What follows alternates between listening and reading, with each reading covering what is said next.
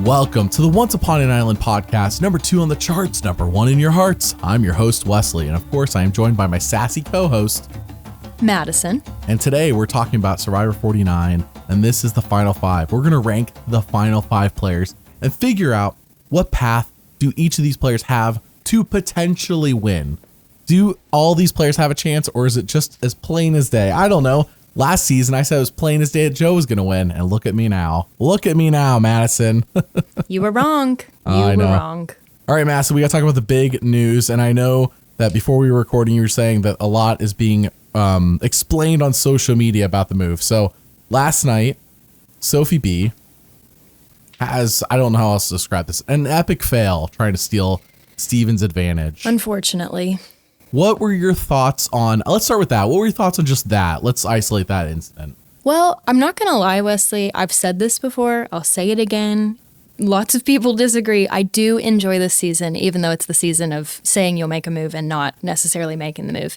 I was excited to see that she might do it. And the happier Steven was about what he did, I mean, he was right behind her, like just smiling the whole time as though he pulled off something grand. And when she inevitably didn't do it, I was quite sad. And Wesley, I have to confess, I did your least favorite thing ever. And I had a friend over who's literally never watched an episode of Survivor. So of course. And you showed them heroes versus villains. Yes, you're right. No, I'm kidding. No, I actually showed him Winners at War. Oh my gosh, that's even worse. I kid.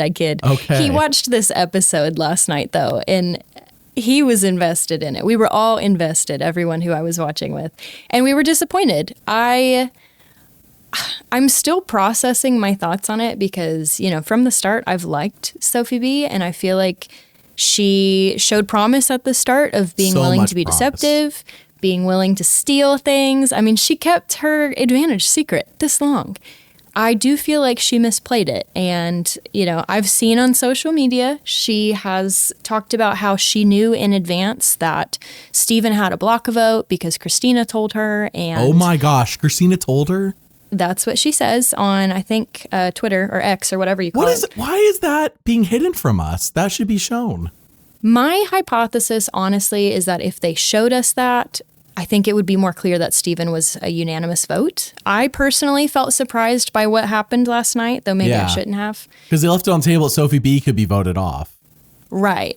And, you know, I felt some sort of way towards Rizzo with his idol play because of that. But yeah, according to social media, I believe she said that Kristina told her in advance it was a block vote, but she didn't know how it worked. And so Soph was going to steal Rizzo's idol if Savannah didn't get immunity, or she would steal it if she felt unsafe. But because Kristina told her that, she went for the advantage anyways. That part I don't fully click with. But should have listened to her grandma. She should have. That is what I said. Grandma was telling you, girl. Grandma was like, steal Rizgod's idol and vote him off. She was. Yeah, with the echo. Grandma knew. She was a Survivor fan. I want to know, if you're a Jedi, is it cheating to play Survivor? Because you can have Force Ghosts show up and like give you, like my grandma showing up Force Ghost style, and she's like, Wesley, use your brain, steal Rizgod's idol. No, for this season, I think that's completely appropriate. I wish they all had one. That was a nerdy joke. Let's get back on track. Talk about Survivor, like serious human beings with jacked muscles. All right.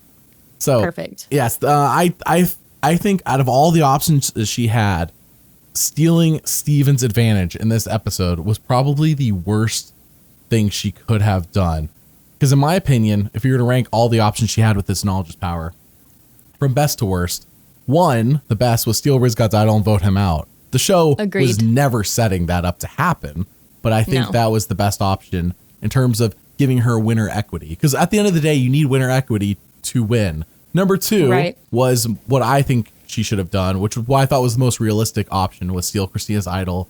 And in my opinion, vote off Kristina in the process. Nothing smells sweeter than stealing somebody's idol and then getting rid of them right then and there. They can't come back for revenge. They're gone. That's just my opinion, though. That's how I'd play. Number 3, steal Steven's advantage last week when she already knew he had it. She found out last week. She had the knowledge power last week. She could have just stolen it last week. I agree with 2 of your 3 hypotheses. It's the Kristina one I don't, simply because I'm not sure how powerful of a move it is to remove Kristina. And if I'm playing with Kristina, I'm taking her to the very end. If you steal her, I understand that. I do understand taking Kristina as a final 3 goat. I'm with you. Stealing Kristina's idol, I know it's a very split in the comments on people thinking if it's a good move or a bad move. In my opinion, it was the only move that I think she realistically could have done and been successful at, because she was never going to steal Rizgod's idol. That was never being set up. Like, she was not talking about it. Right. That was the actual, like, on paper, the best move was to steal Rizgod's idol and get rid of him or Savannah. You know, she had plenty of time to do those things. All right. Anyways, I didn't finish my list. Number 4 was to do nothing. Doing nothing would have been her 4th best move with the knowledge power. And then the 5th, the worst option, was what actually happened in the episode that we watched this week. Playing it wrong. Playing it so wrong. She could. The thing is, I see on the propaganda podcast, Jeff was talking about this, and people were ripping into Jeff about it, and because of how it was designed, that he got to play it before tribal council. And I think the reason that they're, and I can understand people's perspective on that. At the same time, the advantage was introduced not this week when it had to be played. It was introduced last week. So Steven had a 2-week window to play it. He could have played it last week, and Sophie could try to steal it last week. And sure, you could be like, oh, no, that's so unfair. But he didn't, and she didn't. Like, she had the opportunity to steal it. There was a window to steal it, and she chose not. Not to just sit here and be like, Survivor makes all the right decisions, but I am saying that there was a window of opportunity to steal it, and she chose not to. Well, you know, on this topic, Wesley, I'm curious your thoughts on this, because I don't know if we actually classify this as a live tribal since the voting already occurred, but what did you think about the fact that Savannah did say her vote was blocked after it all happened to Rizzo, who was holding the idol? I think that was smart. I mean, I clearly it didn't lead to him doing anything. It was all a fake out for us, and I guess for everyone there. But I don't see why that would be an issue. Is that what you're asking? Is it if it was an issue?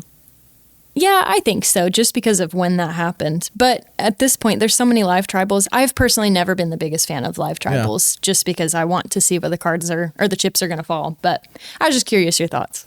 Yeah, well, I will tell you, Sophi B having that fail was funny. I did feel a little bit vindicated because of my position on the Kristina idol steals, what she should have done. Again, I'm not saying I'm 100% right and that 100% leads to her win. I just think that was the best play she could have done this season based on what we were shown. However, I think what's bigger and what really needs to be talked about is why in the flip did Steven get voted out last night? Why was Steven the target? Why did Kristina and Sage flip on the dude? They had 3 votes. If they voted together, they could have been the final 3. My best guess is that Sage and Kristina both feel that their best shot is to be the 2 of them plus Sophie. That is my best guess. Or Rizgod, because I don't think people view Rizgod as highly as the show is portraying him. Sure, maybe. I can't figure it out because, and I can't quote people perfectly on this, but the exit press on Rizzo seems very positive. You're paraphrasing. Yes, generally, but I also don't remember specifically every person who said something. But the things I've read, everyone in their exit interviews, they speak very highly of him. But what you see, during actual tribals, they're rolling their eyes, they're looking at each other, they're whispering, they seem displeased. So it's hard to get a good read on how they feel about him. And here's the thing about exit press too, and I think this is very important. We are going to go through every player alphabetically and rank them.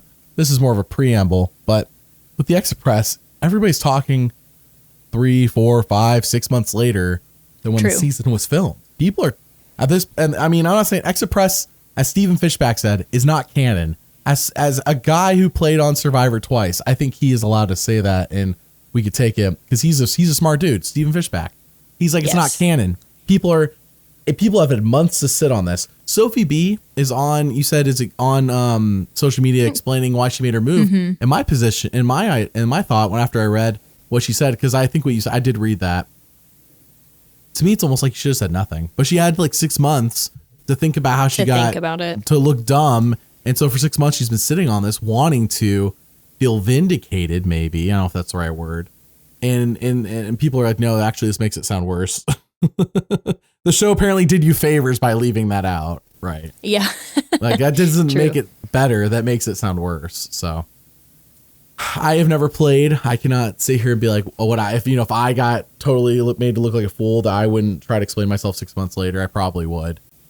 I mean, I'm pretty good at the board game, so that's my minor qualification. Have you won? They sent that to me for free, by the way. I paid for it, but I had fun. They didn't even ask for a review or nothing. I'm like, okay, I'll just take it for free then. Sure, why not? I think that's great. Yeah, I've had fun. I've never won it. Have you won it? You said you won it? I've won it, but we adapt the rules a little bit. So everyone takes a player instead of having multiple players. And honestly, we try to be that player. So we play like them. Oh, we I do see. live tribals, even though I just said I don't like them. No, we live tribals whisper are to fair. each other. We do all sorts of stuff. So we make it definitely a character game, almost kind of like Werewolf.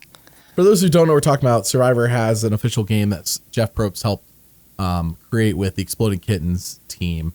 And I actually do recommend it. This is the review I'm doing almost a year and a half after they sent they sent it to me, I think, early this year. So almost a year later. Yeah, I actually do recommend it. I do think it's worth the money. You have to have 4 to 6 people who want to play. It says you can't play at 3, but like, no. You need I don't see how. Yeah, you need 4 to 6 players. And genuinely, they don't need to know Survivor or anything, but they need to have a willingness to play and not be like those people who get into a game. They're like, what are the rules? Oh, it's just confusing. Oh, never mind. Oh, like, you know that person in your life who's like that. Don't play with that person. They're going to make it less fun. Play with people who like genuinely are like, all right, let's play this. Like, I don't even know what it is, but let's play it. Or they're like, I do know what this is. Let's play it. Either way. Just know it's like you just want to go in and be deceptive and have fun and lie and win.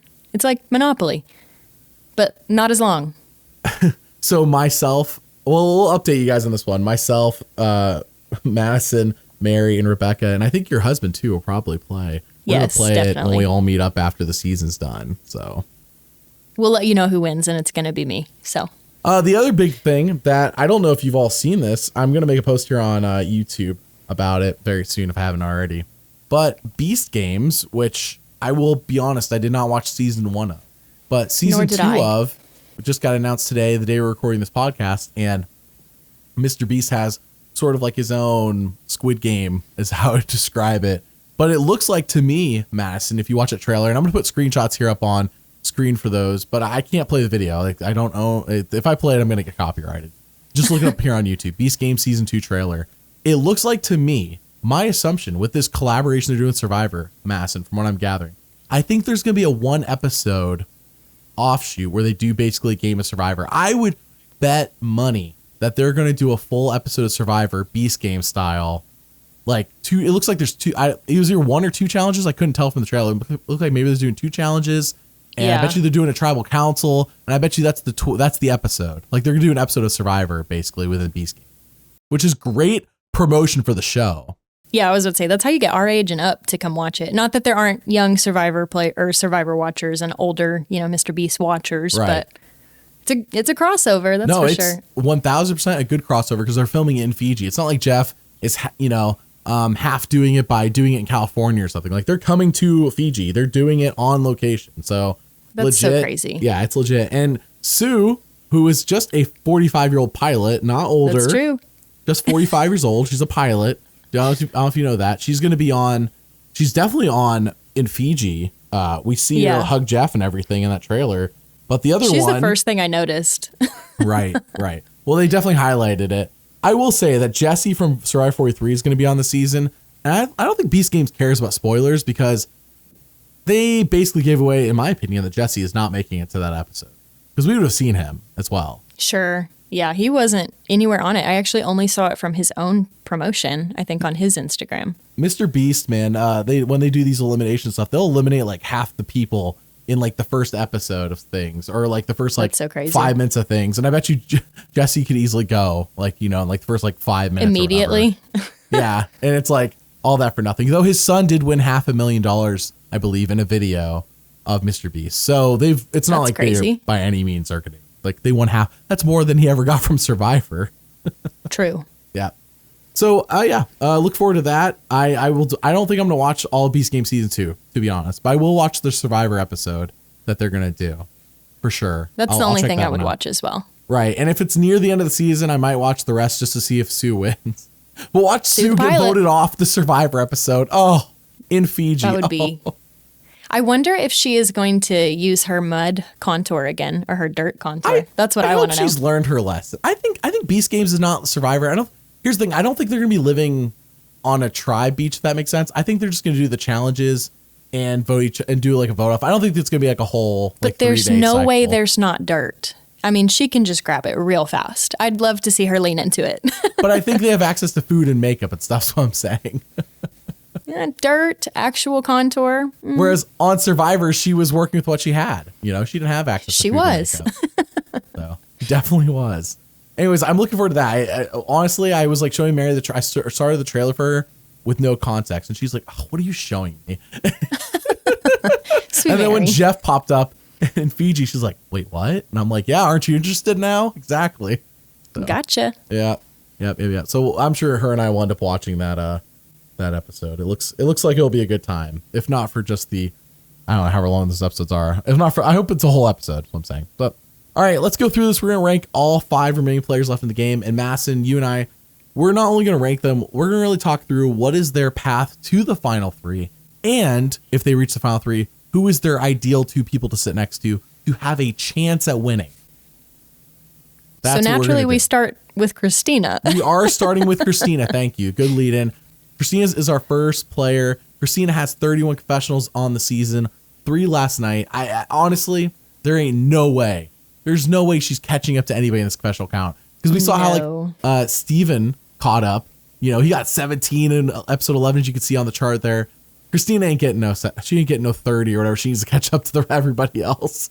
Oh, man. Wouldn't she literally need 47 to catch up to Savannah, and Savannah would have to have 0? Oh my gosh, like they have cut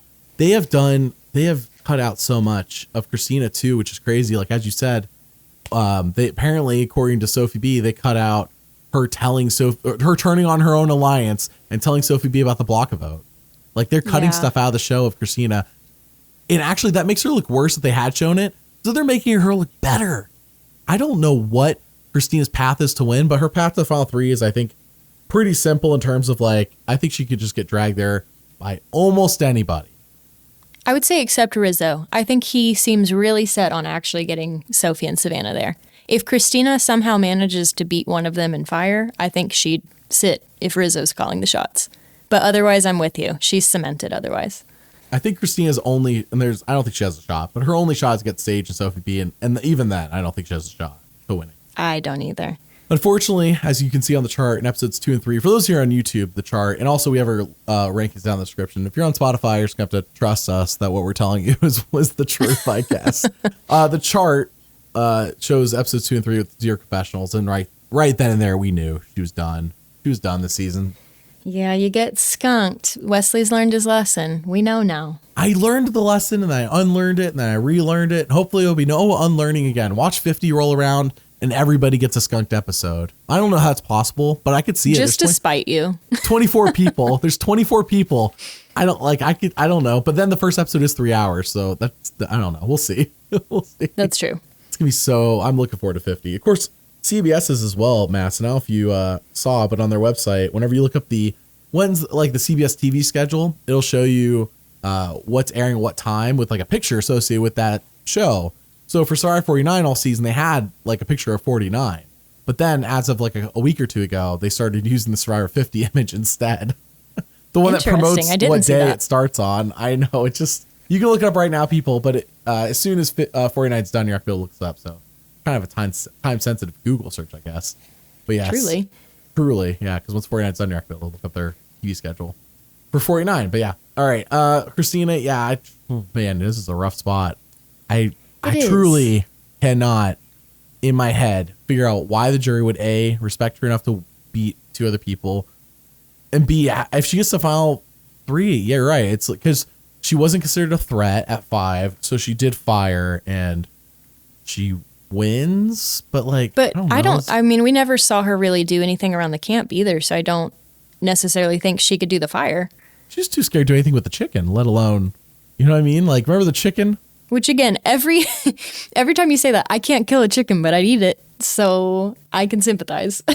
Would you cook the chicken? Would you pluck the chicken? I mean, once it's dead, it's, I guess, less of a chicken to me and more of a food. Anyways, my point is she wasn't willing to do any part of the process. If you're not even willing to cook it, like, what are you doing here? That's the easiest part. True. Besides eating it, of course. Well, and I think Steven summed her up really well when she went to talk to him. And I noticed she was kind of covering for Sage. Sage mentioned Steven first. Kristina talks to Steven, I guess, to make him feel good about their plan. And she kind of covers for Sage. And promptly, Steven thinks that Kristina is up to something. He doesn't trust her. He calls her messy.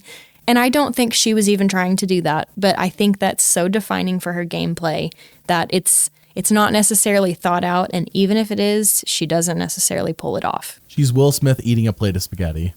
No. Because didn't Steven say she's like eating a plate of spaghetti? Yes, he did. Yeah, there you go. It's that video of him. And somehow that came up last time, too. How did we bring up Will Smith eating spaghetti 2 episodes in a row? You're welcome.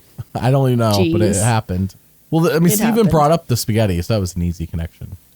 It was, but it wasn't last time, but I digress. I could read into the future. I know what Steven's going to talk about, apparently. You knew. But yeah, Kristina, there's not a lot to say. I don't think she's winning. I'm sorry, girl.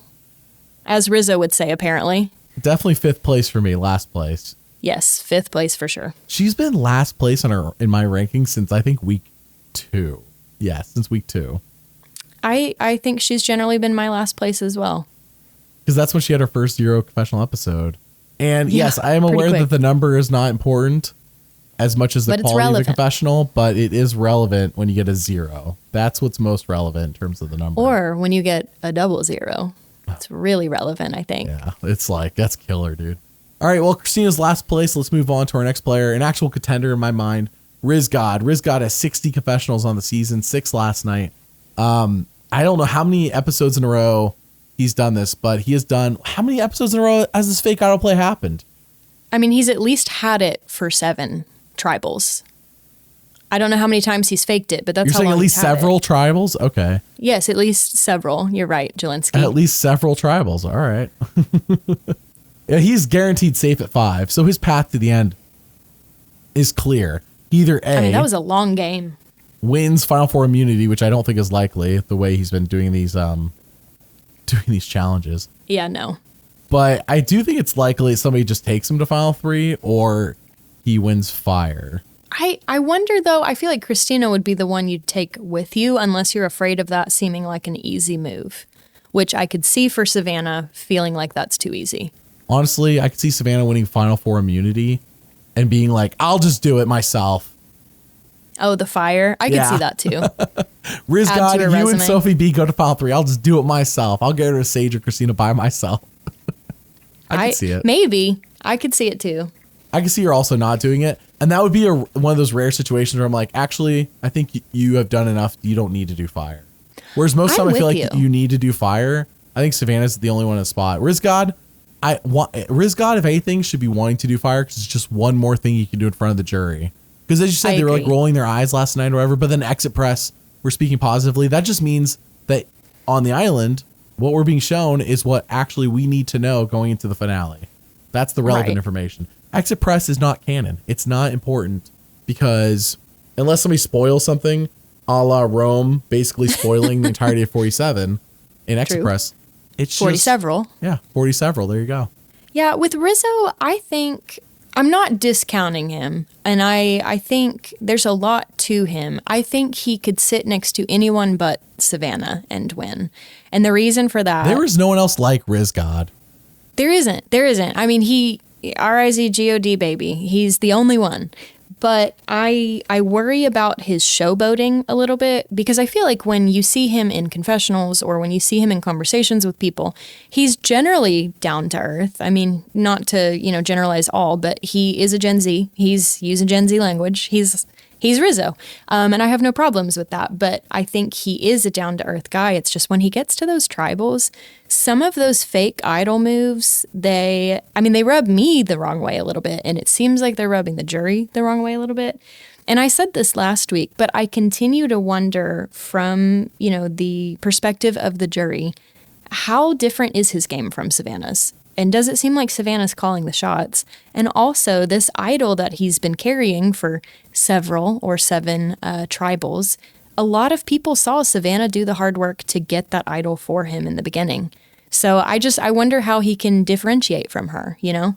Yeah, I don't really know. I think he's done a lot of things at tribal council that ultimately have actually been him doing nothing. He's just been very, as you said, showboaty about it. I think an underrated part of Survivor that gets brought up a lot when it's like, why did you vote for this person to win? That the show doesn't show, because once the person's won, that's kind of like the end of show's done. Maybe we'll do a reunion episode that matters or not. Sometimes the reunion episode is good. Most of the time it ends up being just like nonsense. Like it's not related very often to why did the jury vote for a person. But at least not lately, and especially not the new era. New era reunion's been garbage. But I think there's something to be said for like Savannah seems like somebody who is more mature and will use the money wisely, maybe. Versus Rizgod, who gives me like shades of Fabio. To that point, though, and I couldn't remember fully last podcast, so I wasn't able to commit to sharing all my words. I remember saying that, he is a family guy, but he's the son in the scenario, not remembering fully what his dynamics were. And I feel like we got a glimpse of that with, his family. I want to say they're Albanian, and then he has a brother who has special needs. So I do think he has good reasoning for how he might use the money, but I question with this particular set of jury members how important that is. Remember, this jury are the same people who've been making the moves all season where you keep going, why? And they're about to vote for a winner. That's the thing.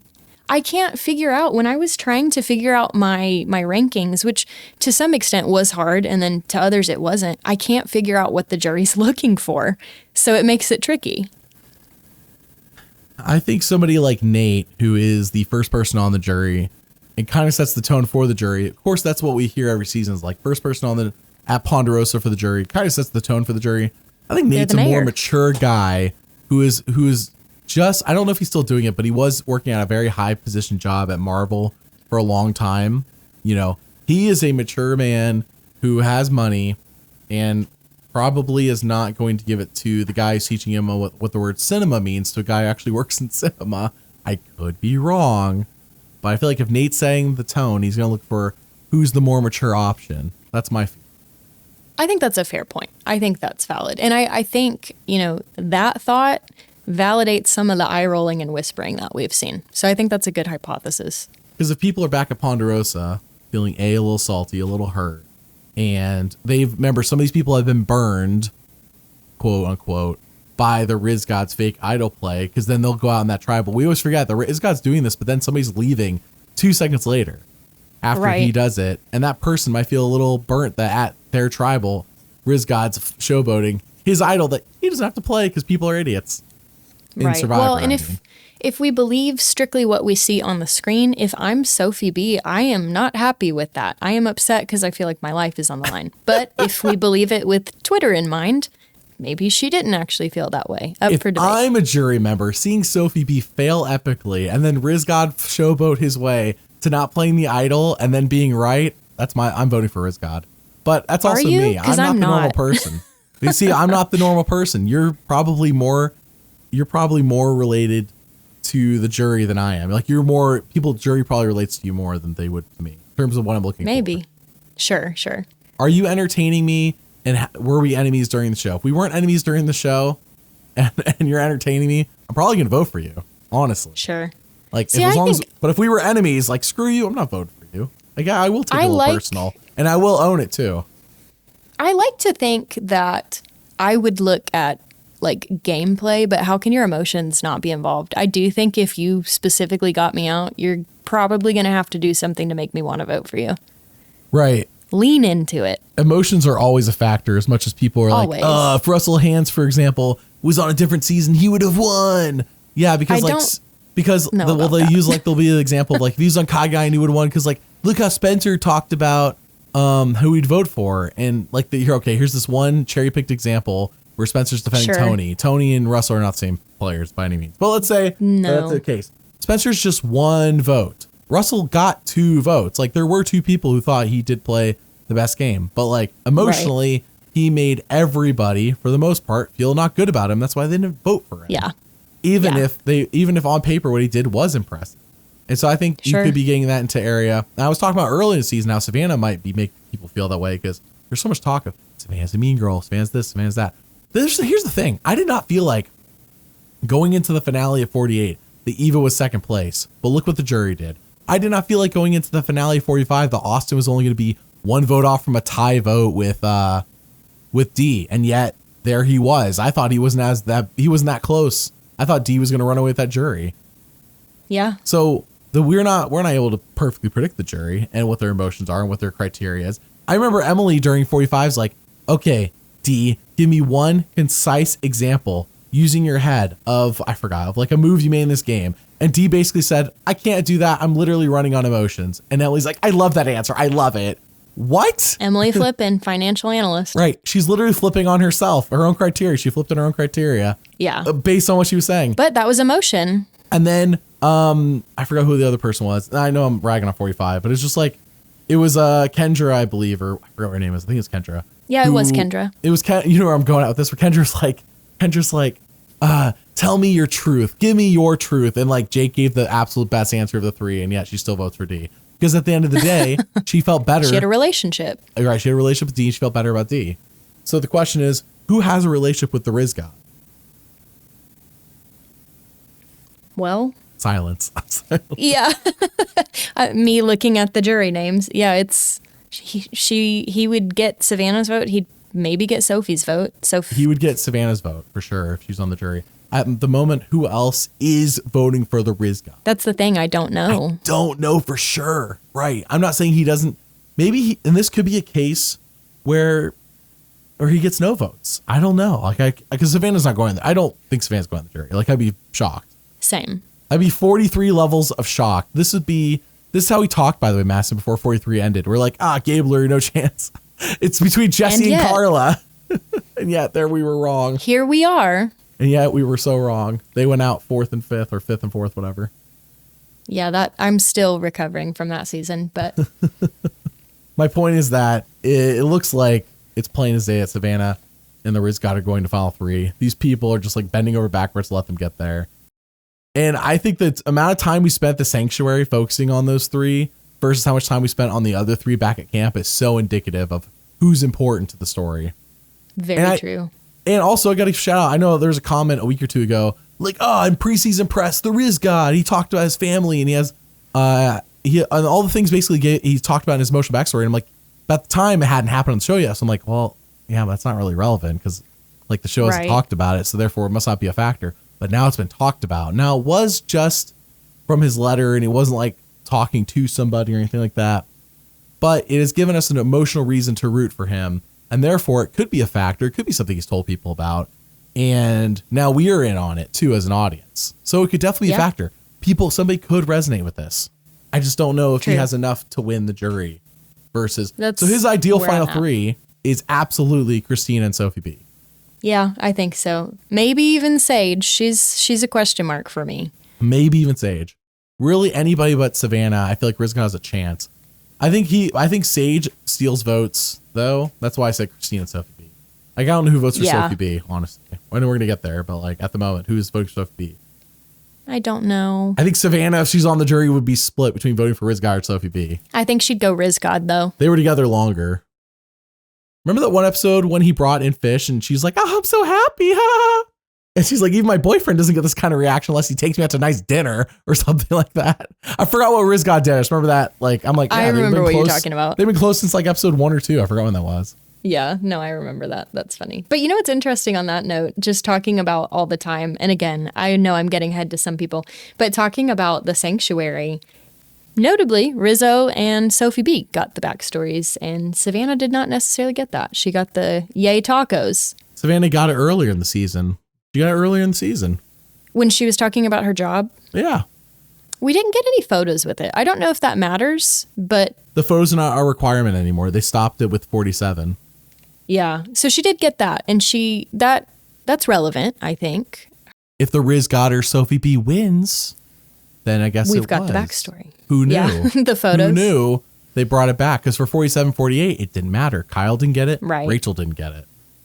True. But for 46 and before that, from 41 through 46, you needed it. You needed a backstory with pictures to win. Again, maybe hot take, but I'm okay without the backstory. I really like just the island. I'm okay with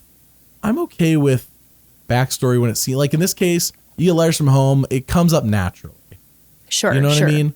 That makes sense. Organic stuff. Like him talking about his family was organic. I don't know if I need the pictures necessarily, but I don't. But because there's no family visit, I feel like that's why they're doing pictures. Not that that's a good point. I'm saying it's a good reason to do them. I'm saying because of the lack of family visit, I feel like that's why.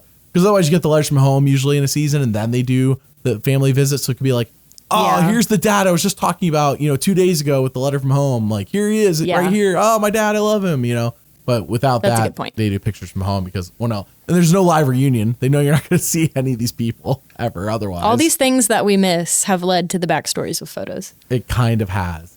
And just modern, if you watch like American Idol or any of those shows like that, it has gotten very awful with those shows. It's all about the emotional backstory on those shows as well. Very sad. Anyways, Rizgod, I feel like I think he has enough here to get a win, but I just worry about, I feel like people aren't, like when Rick Devens was showboating at Tribal, it was shown the jury loved it. The jury loved Rick Devens. Rick Devens was winning that season. We knew it. Everyone and their mother knew it. If only he could make fire against Chris Underwood, but he didn't. So he lost at 4. It was the season they should have won. Flippin' Rizgod has not been getting that kind of reaction despite his show. He has not.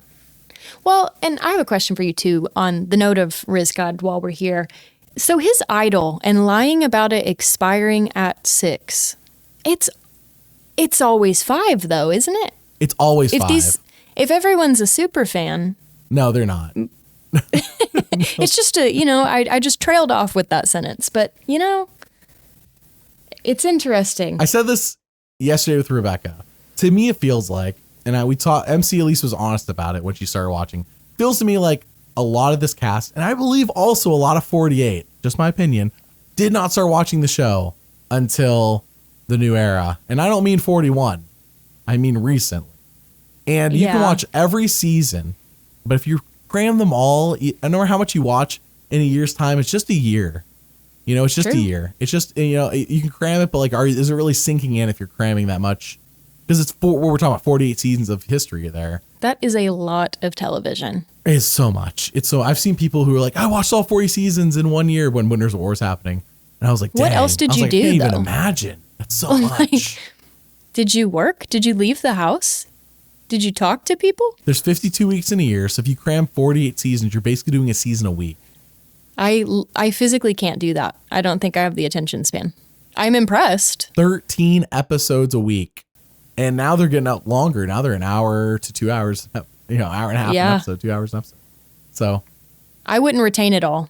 This is not a knock against people for that. This is more, as always, on the casting team for putting this many people who seemingly are okay with sitting on their hands / don't really know how to play the game optimally. I don't need everyone to play optimally, but I need more people to play optimally. Well, and if you're going to say that you're a super fan, maybe don't play like this. Yeah, don't look like a noob. Don't look like a noob. And I say this as someone who's literally on a Survivor podcast right now. I'm not going to call myself that because I'm afraid of the expectations. I'm going to try and play hard if I were on Survivor, but... You've had enough time to let it sink in, Madison. You've watched for 5 years now. I've marinated. Yeah, spoiler to everyone. Go ahead and come at me. I did start with Winners at War. My apologies to everyone but Wesley. Such a shame. Such a shame. We were friends before I found out this terrible information, but yes. We were ranking the Rizgod. Rizgod for me is number 2, just because I think everyone else is so much worse.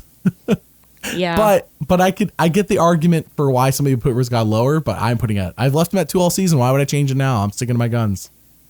I'm with you. He is 2, which is the highest he's ever been for me. Shocking, Madison. It is.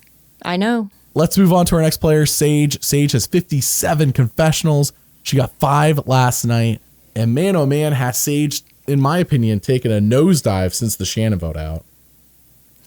Yeah, I have to be honest, in terms of what was keeping me up at night with this ranking, it really was between Sage and Rizzo. Like, who do I put above the other for different reasons? With Sage, I think she's got a chance. Again, if Savannah's not there, that's going to kind of be the key phrase here. Because I don't know, I think she does play a different game from Rizzo, but I have said often on this podcast, I don't think being emotional is a bad thing, but I think sometimes her trajectory has shifted in ways that I don't necessarily understand, that I don't think help her game. And so for her to be in the position that she's in right now, where Kristina is her main person, I don't think that puts you in a strong position. And I'm not 100% sure how I feel about the Steven vote off, because are you really expecting Sophi B to be with you when she just clearly tried to take Steven's advantage? I don't know if that's a surefire thing. And I understand that her rationale is the best chance she's got to win is against Kristina and Sophi B. But I just, as with everyone, I think there are moves that should have come sooner, and you would be in a much better position, because this is Savannah's game to lose. Nobody's winning individual immunity, although Sage came close this time. I was rooting for her. Right. But if Savannah wins again, I mean, that's what it is. Savannah has no competition except maybe Sage.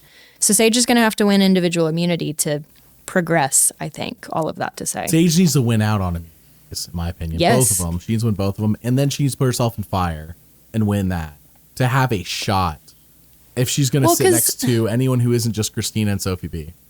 That's what I'm saying. That's the thing. Like, it has to be the two of them, and she has to guarantee that.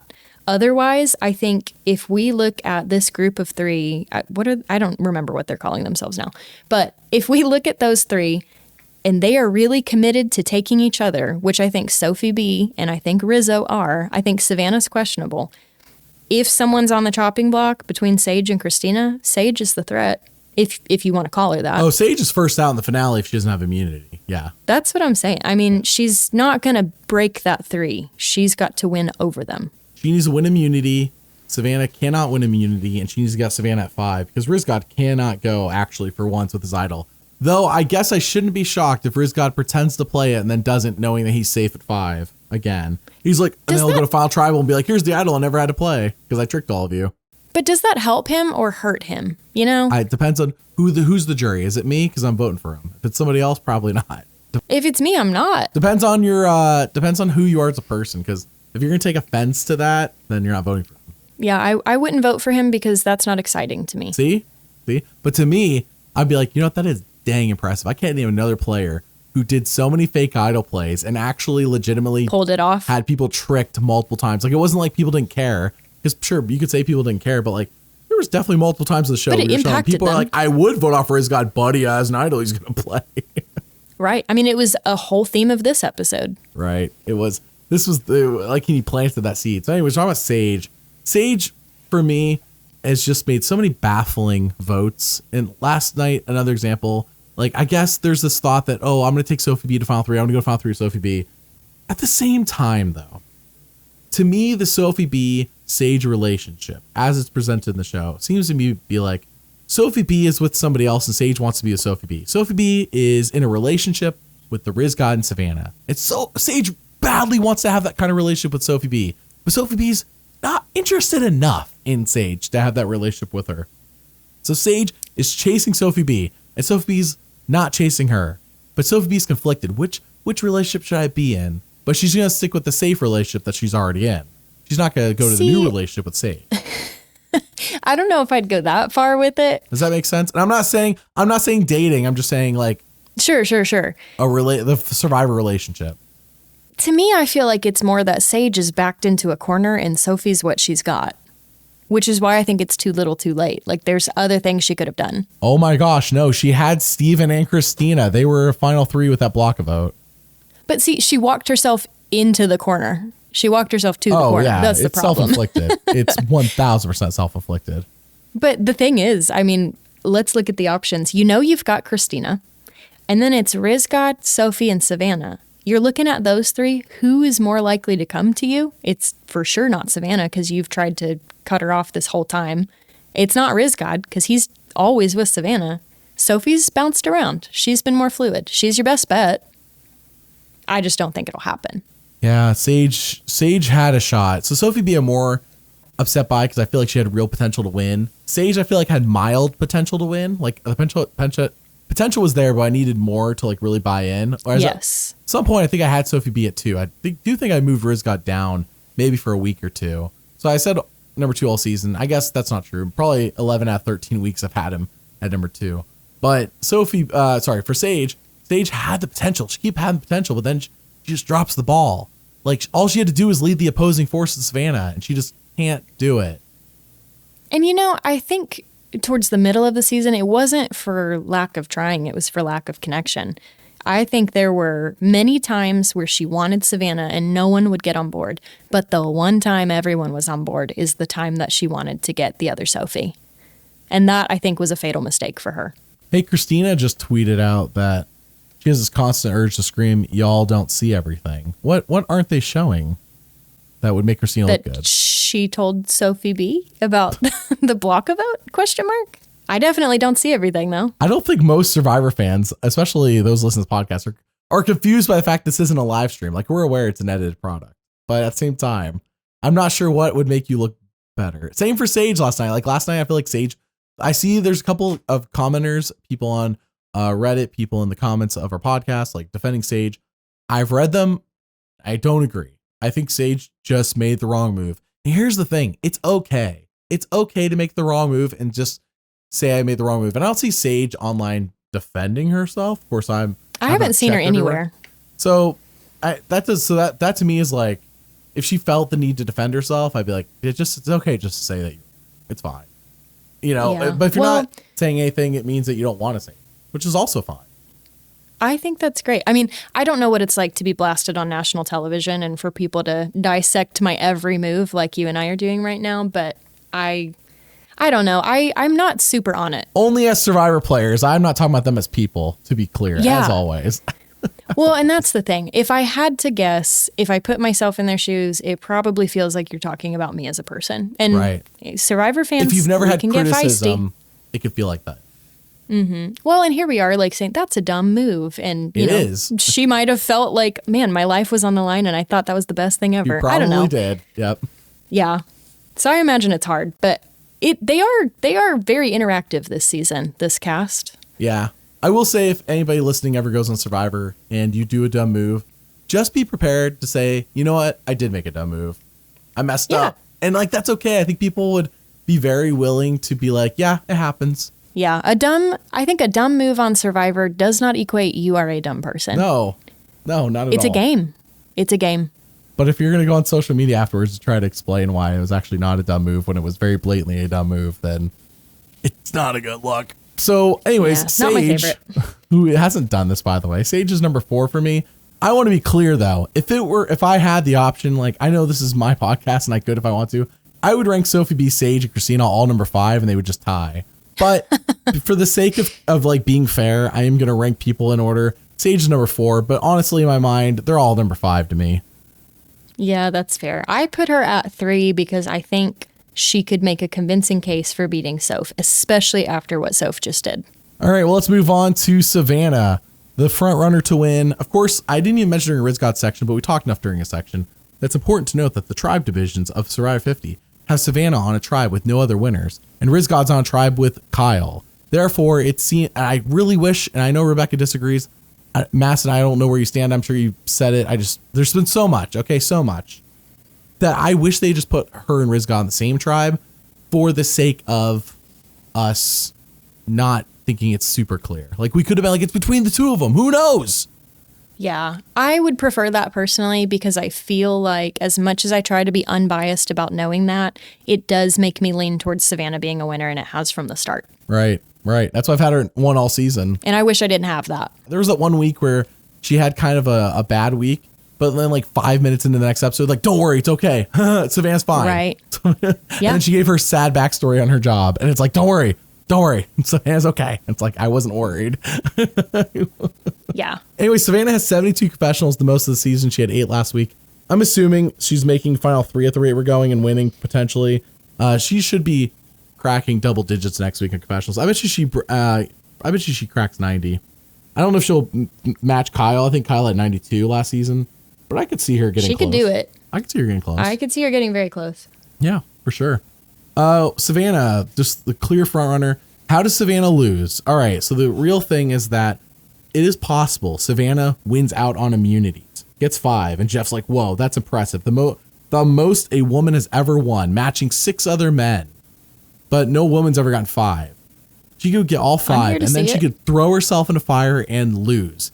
If that happens, I could 1000% see the show being like, look at this risk taker who dominates in immunities. We have to put them on 50. What an interesting... She's been a pretty interesting character, and she's a risk taker. She like is dominating challenges. Like, even if she loses, put her on 50. I think that's how, if she loses, that's how it happens. It's in fire because she put herself there and she accidentally loses to somebody. But what are the odds of this happening? I think if she wins immunity, she's not going to do that. I don't either. Like you said earlier, I think she, in a rare moment, she is the one who does not need to add to the resume. In fact, I think actually she should probably tone it down moving forward just a little bit because she's already done enough. I think when she's in her, challenge mode and she talks a lot, I think that right there is a reason to not do more, if that makes sense. Because you think about her with Sage, although Sage brought up the conversation. Sage think about her, yes, you think about her with, Yellow Sophie and how they were kind of bantering back and forth and Sophie was getting mad at her. I think that's her version of showboating. I wouldn't go so far as to call it that, but she's clearly doing well. And I will say this episode to me, it felt like there was a weird tonal shift in her. She had the weird complaint about like not eating normal food in 6 days. And then no one really cheered for her when she won the challenge at first until they put the necklace on her. I do feel like things shifted a little bit, but narratively, I don't think that was necessarily a bad thing. I think that's in her favor to kind of put her on the outs and make her win more victorious. So that's me trying to analyze even more than just the obvious of she is the front runner. But that tonal shift was interesting, but not a bad thing to me. Yeah. I don't know. I honestly, everything has told me Savannah's going to win. And there has been things that have been detracted, which is why I don't think she's going to clean sweep the jury. If she does, fantastic, great job. You did well. I don't think she's going to clean sweep the jury. I think she's going to sit next to Rizgod and Sophi B. That's where we're leading to. I don't know how Kristina goes out at 4 or if it's Sage at 4. Maybe Sage does win final 5 immunity and saves herself, gets to fire making. Who knows? Point being is Savannah, I think, sits next to those two. And what the jury's going to see is, while she has been a little mean, maybe a little off-putting, here's Sophi B, who has done nothing strategically all season except for riding coattails and got made to look like a fool at tribal council by Steven. Then you got Rizgod, who has annoyed me every tribal council I come to with him not playing his idol and showboating. Well, Savannah, maybe you're not my favorite. Boy, are you better than the coattail rider and the guy who's been showboating annoying me. Yeah. I mean, I think that's real. I think it's real. And I think the thing about Savannah that is an advantage for us as the viewer is we see in her confessionals how realistic she is about the things that she's doing. And I would not be surprised if she gets to the jury and she's looking for them to vote for her and she's making her final pitch. Not that she gets to the jury, but she gets to the final. I would not be surprised if she owns up to it. I would not be surprised if she speaks to them as she has spoken to us, the viewer, in her confessionals, which I don't necessarily see anyone else doing well outside of maybe Sage. But all of that to say, I think she's going to own her game there, and I think that's going to help her. Yeah, I think what final 3 is good for Savannah. I think every final 3. I don't think there's a final 3 where she loses at the moment. The person who's most likely to beat her, if there was anybody, the jury would have to be extremely bitter for this to happen. It would be Sophi B. Is most likely to beat her? The jury would be extremely bitter against Savannah and the Rizgod to vote for Sophi B. And for Sophi B to win. I know we're talking about Sophi B next, but I'm saying if Savannah loses to me, the only person she loses to is Sophi B. I don't see her losing to Rizgod. With tribe divisions in mind, like thinking about, I know Rebecca's like, oh, maybe they're tricking us. I don't think Survivor cares that much, honestly. If they did, they would have put them both on the same tribe. Like, from a logistical standpoint, they already put 2 46ers on the same tribe. Why does it matter? Apparently, it wasn't like the end all be all to split up everybody. So why not just put them on the same tribe? But they didn't. They just did what they did, which tells me Savannah either A, wins, or is just B, the most impressive female on the season, because I could see why they're like, well, Sophi B, even if she won, is she really the most impressive woman here at 150? Well, and I would add not even necessarily most impressive being the important quality, but I also think Savannah's personality and play style fits in well with the old school players. I think she could mold into it. Yeah, absolutely. That's what I'm saying. Sophi B, people who play like Sophi B are a dime a dozen on Survivor. People who play like Savannah and act like Savannah. There are people who are similar to Savannah, I guess, if you want to like break up everyone into groups. But I think Savannah is her own character. And if somebody said Savannah, I'm not gonna be like, what season was she on? Even if she lost, I'm not gonna be like, what season was she on? Oh, when was that? No. Like, you can say a name, and sometimes I can be like, who is that from when? You know, I have to think about it. But sure. Like, her and Rizgod are both gonna be burnt in my memory. Like, I'm gonna remember which season they were on. Yeah. There's always a couple. What season was Lauren Harp on? Not a clue. That was 44, and she finished in 5th place. Oh, I remember her now. She's a mother. I remember that. You see my point? Lauren Harp does not stand out in your mind. She doesn't. Sorry, Nope. Laura Harp. And she got really deep. That's my point. Like, if Savannah goes out 5, I'll remember Savannah. Yeah, that's fair.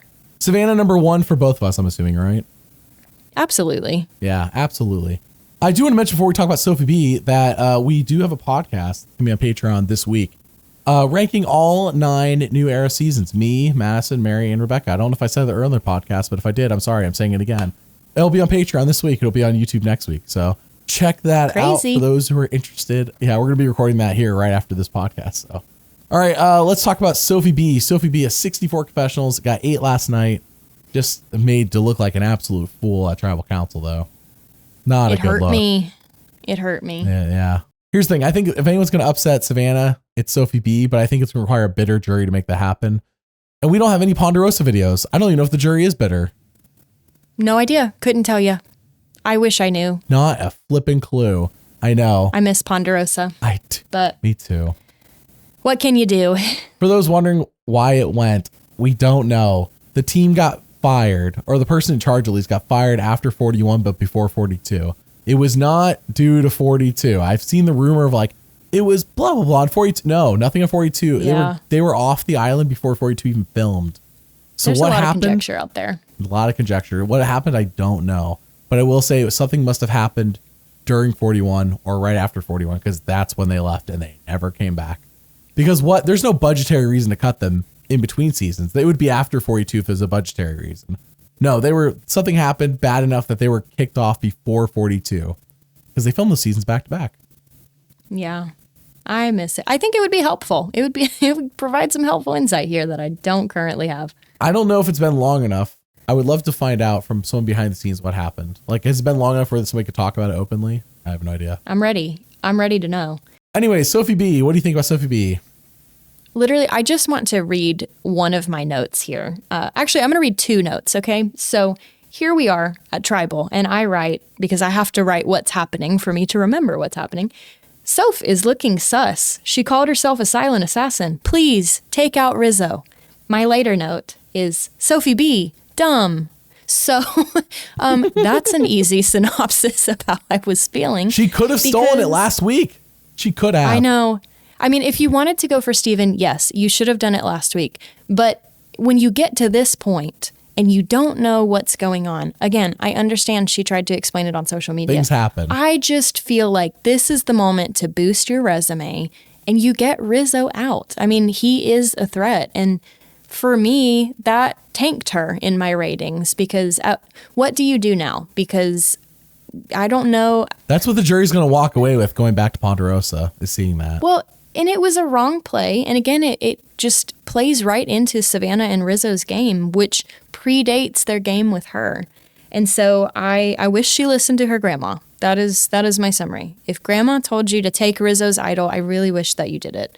But you didn't.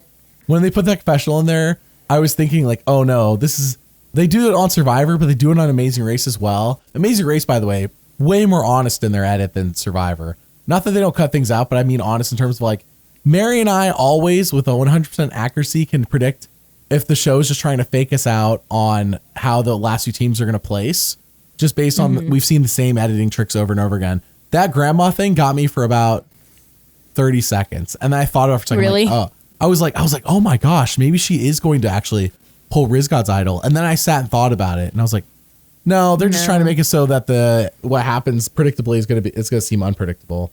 And I was like, dang it. I was like, dang it. Me as a viewer, I really truly eat it up. Like when I'm watching, I am taking notes so I can remember what has happened, but I'm all in. It's when I analyze after where I'm like, well, Soph, what the heck?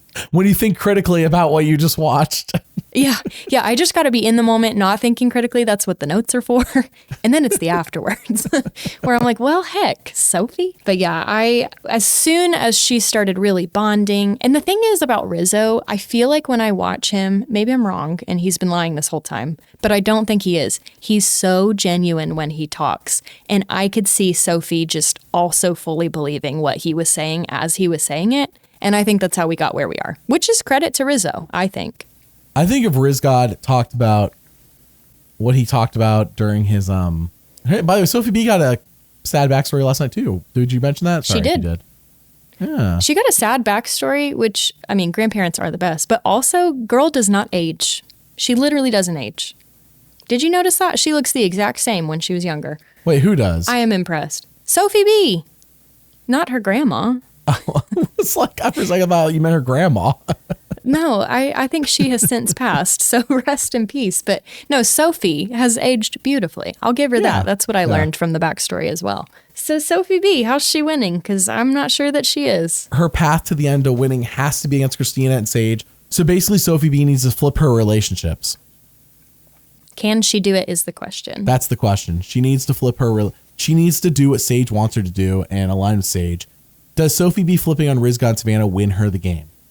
I don't know. I don't think so, but I do think it gives her a much better shot than her current situation, where the God gave her a sign not to flip via Mexican food. I'm not saying God can't give you a sign via Mexican food. I am saying I'm very doubtful that it was God that gave you the sign, not just your emotions of Savannah bringing you on a road. There's a lot of different signs from different sources this season.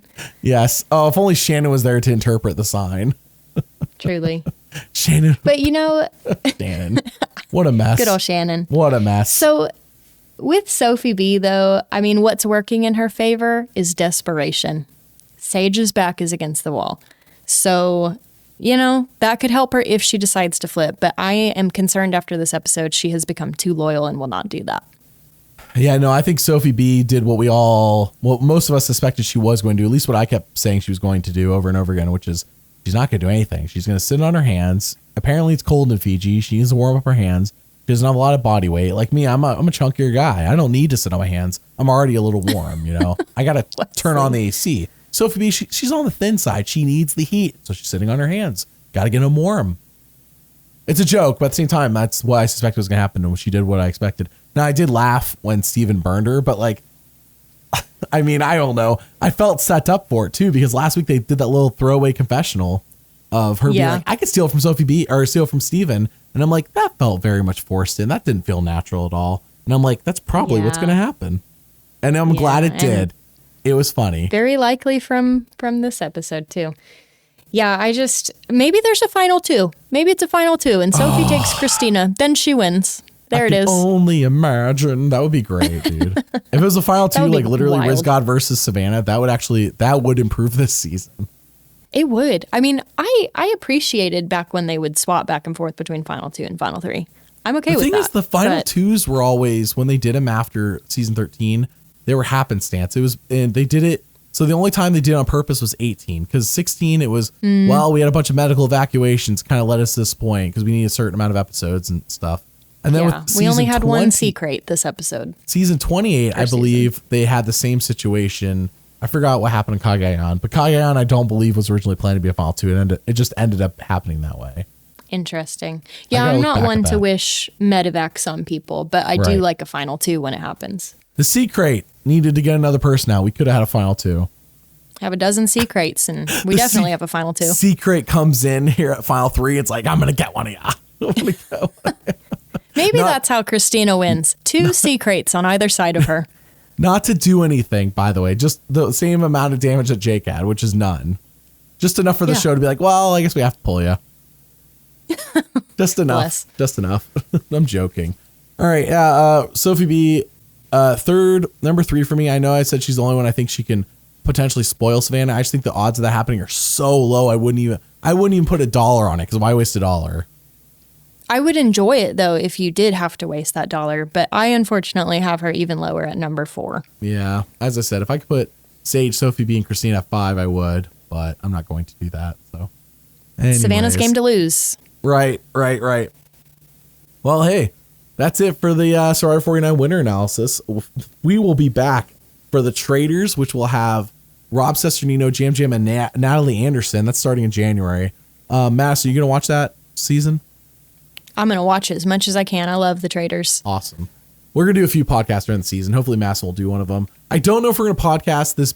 If we podcast it, Madison, it'll just be the Beast Games episode. I'm not doing the whole season. Sure.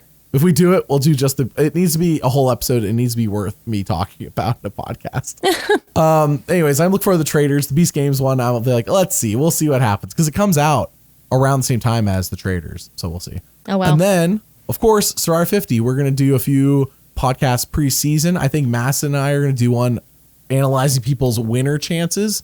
And then, of course, we're going to podcast throughout the entirety of 50. We're looking forward to it. 24 players in 26 days. Lots going it's gonna on. Be chaos. I thrive there. Let's go. Well, we thank you all for listening. We'll see y'all next time. Bye.